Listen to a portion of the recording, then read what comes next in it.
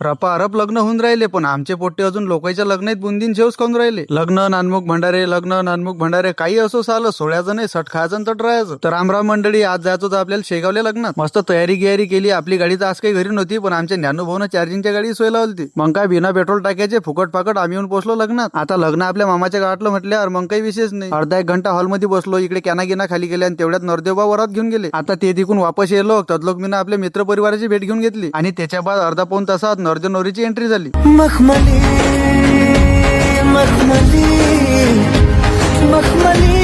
अरे नरदेवबा, लवकर देऊन टाका त्याला 500-500 रुपये. आमच्या गळ्या पोटात कावळे वळून राहिले. लग्न लागलं आणि त्याच्या बाद पहिल्याच पंक्तीत आम्ही जेवण करायला बसलो. आता पानावर जो आयटम आला तो खा वाटून राहिला, कारण की भूकच तेवढी ताकद न लागेल होती. जेवण सट मी न केलं, पण आमच्या पोट्टेलाच माय टेन्शन आलं. काय म्हणतले का तुझे व्हिडिओ लाखो लोक पाहतात, पण त्याला जेवण हातावरचं फॉलोचं बटनच दिसत नाही. त्याला म्हटलं तुम्ही काही टेन्शन नका घेऊ, तुम्ही मस्त सट जेवण करा. आज नाही तो कल एक ना एक दिवस तर फॉलो करतील ना. एवढ्या लाखो लोकांतून 25,000 लोकांना आपल्याला आता लोक फॉलो केलं. आता राहिले सुईले ते बी एक ना एक दिवस करतील. लग्नातून घरी आलो, कपडे कपडे बदलले, डायरेक्ट आलो गणामामाच्या घरी, कारण की आता गावात 7 दिवस भागवत चालू आहे. आज होती गणामामाच्या घरी पंगत. सगळ्यात पहिले दिली बायाची पंगत बसून. म्हणजे कसं, एक वेळ बायाची जेवण झाली की मग माणसाचे चाले ना 8-9 वाजलो. बायाची पंगत झाली आणि त्याच्या 1-1.5 घंटे बाद मी जेवण करून घेतलं, डायरेक्ट आलो मंदिरावर. आता आमच्या गणेश भाऊन साऊंड बी लावला आणि इकडे आमचे सगळे लहान मोठे टाळकरी मंडळी कपडे घालून आले. आता होणार 8 ते 11 कीर्तनाचा कार्यक्रम चालू. चला मग भेटू पुढच्या व्हिडिओ मध्ये. तोपर्यंत घ्या तुम्ही फॉलो करून.